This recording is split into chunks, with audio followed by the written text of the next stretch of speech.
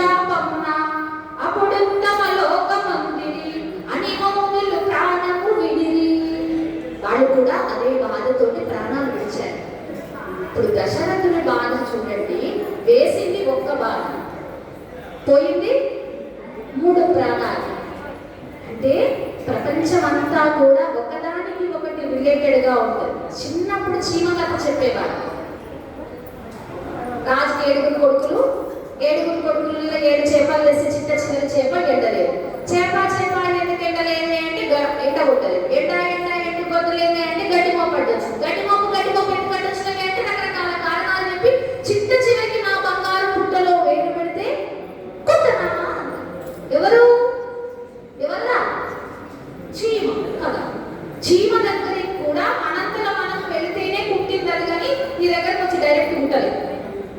అంటే ఈ లోకమంతా రిలేటెడ్ ఉందా లేదా?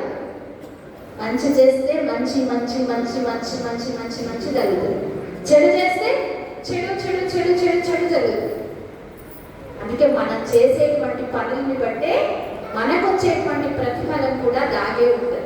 అలా ఒక్క బాణానికి 3 ప్రాణాలు వదిలేస్తే ఆ 3ంటిని ఒక్క దగ్గర చేర్చి చితిని పేర్చి ఆ మంటలలో ఆకాశాన్ని మంటలు తాకుతుంటే ఈయన కంటి నీరు నేలను తాకుతూ ఉందంట. అక్కడి ప్రాంతం అంతా తడిసిపోయిందండి. ఆ తడిసినటువంటి ప్రాంతాన్ని చూసి కాలుడు, ఆ శ్మశానంలో ఉండేటువంటి కాలుడు అన్నాడట, ఒరి దశరథ, నువ్వు కాసేపు ఇక్కడుండి ఏడిస్తే ఈ శవాలన్నీ మధ్యలోనే ఆగిపోతాయిగా, దయచేసి ఇక్కడి నుండి వెళ్ళు, లేకపోతే సగం కాలిన శవాలన్నీ ప్రేతాత్మలవుతాయిరా, వెళ్ళిపోరా అన్నాడట. అంటే అంత దుఃఖించాడు దశరథుడు. చేసినటువంటి బాధ ఏ విధంగా పోతుంది అంటే గట్టిగా ఏడిస్తే పోతుంది. మానసిక వైద్యులు చెప్పేదాలే, నీకు బాధ కలిగింది గట్టిగా ఏడు. అందరు మనం ఏదైనా బాధ వస్తే వాళ్ళ దగ్గరికి వెళ్ళి ఏడవకంటారు. వాళ్ళ మనస్ఫూర్తిగా ఏడవని కాదు.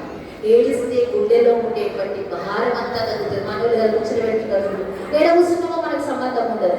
ముచ్చట పెట్టినామా, అల్లరి చేసినామా, మిగతా వాళ్ళని డిస్టర్బ్ చేసినామా అనేది మన కాన్సెప్ట్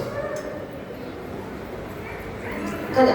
అలా అక్కడి నుండి ఆ దశరథ మహారాజు ముందుకు వెళ్తూ వెళ్తూ ఉన్నాడట. కాలక్రమాన అంతా మర్చిపోయాడట, శాపం మర్చిపోయాడు. మనం కూడా అంతే కదా. ఇప్పుడు ప్రవచనం విన్నంతసేపు ఇంటికి పోయిన తర్వాత అందరూ ఏమనొద్దు అనుకుంటాం, మళ్ళీ ఇంటికి పోయిన తర్వాత యథావిధి. అలా రాజధర రామ కథ తెలుపుమా, రామచంద్రుని లీలా వివరింపుమా, నా జన్మమున సార్థకము సేయుమా, నాగహార సంశయము తీర్పుమా. ఏం పెద్ద అయ్యా రామాయణం చెప్పమంటే ఏడిపించావేంటి పరమేశ్వరా? కొంగంతా తడిసిపోయిందయ్యా నాకు శ్రవణ కుమారుని కథతోటి అన్నది పార్వతి. నిన్ను నవ్వించడానికే ఏడిపించానే, చూడు కథ చెప్తాను అన్నాడట. అలా చెబుతూ ఉంటే సరయు నది దివ్య తటమందునా సవన యోగ్యం మనచు ముని తెలిపిన దశరథ భూవర్యుడతి ముదముగా తన సతులతో యజ్ఞమును సలుపగా అగ్నిదేవుడు పాయసం నిచ్చెను, అటగన్పడి రాజుతో పలికెను. కాలక్రమాన అంతా మర్చిపోయాడు.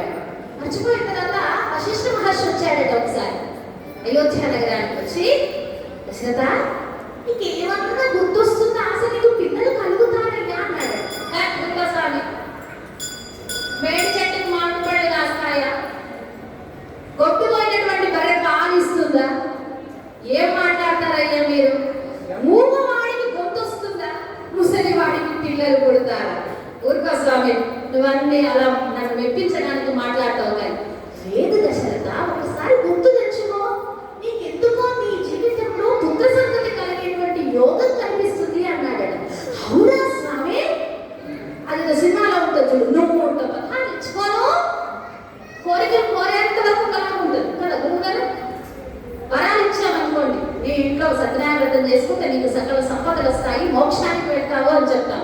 మోక్షము అంతా పక్కన పెట్టేస్తే సంపదలు వచ్చిన తర్వాత ఈ పంతుల్ని కాదు, ఇంతకంటే గొప్ప పంతుల్ని పిలుస్తాం. మరి వరాలు ఇచ్చిన పంతులు ఏంటి? పంతులు ఈ మధ్య మా ఊరికే వస్తాయి కాబట్టి మేమేది పిలుస్తాం.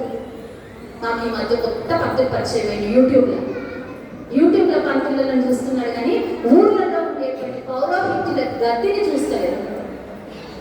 యూట్యూబ్లో చెప్పేటువంటివి కేవలం అన్ని అసంకల్పాలని చెప్పట్లేనే, అబద్ధాలని చెప్పట్లేదు, కొన్ని నిజాలు ఉంటాయి. కానీ మీకు నిత్యం కనిపించేటువంటి పురోహితుడికి ఒక్క పూట భోజనం పెట్టినా అది మీ వంశానికి వృద్ధి చెందేలా దీవెనలిస్తుంది.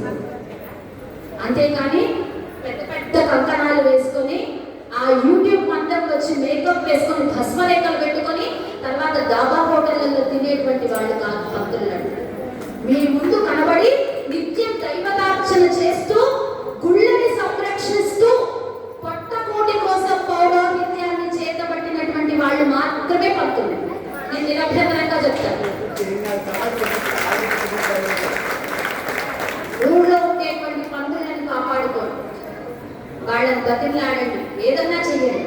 మీ గుళ్ళో దీపాలు పెట్టించుకోండి, వాళ్ళ ఇంట్లో దీపం పెట్టేలాగా మీరు ఇంత సాయం చేయండి.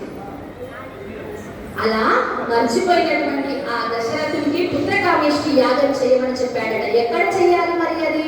సరయూ నది దివ్య తటమందున సవర యోగ్యం మనుచూని తెలిపినా దశరథ భూమయుడకి ముదముగా తన సతులతో యజ్ఞమును కూర్చోబెట్టుకొని మరి దశరథ మహారాజు పౌరోహిత్యం చేసేటువంటి వాళ్ళందరి సమక్షంలో కూర్చున్నాడట.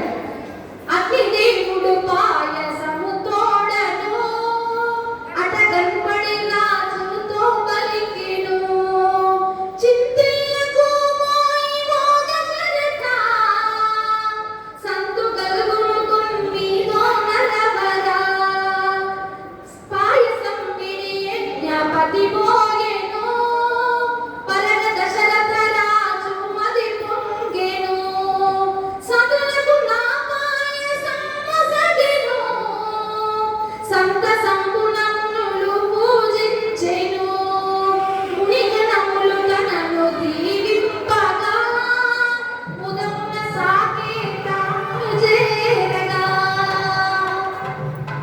పాయసాన్ని అగ్నిదేవుడిస్తే పౌరోహిత్యులు అక్కడ ఉండేటువంటి అర్చక స్వాములందరూ కూడా ప్రత్యక్ష దీవెనలిచ్చారు.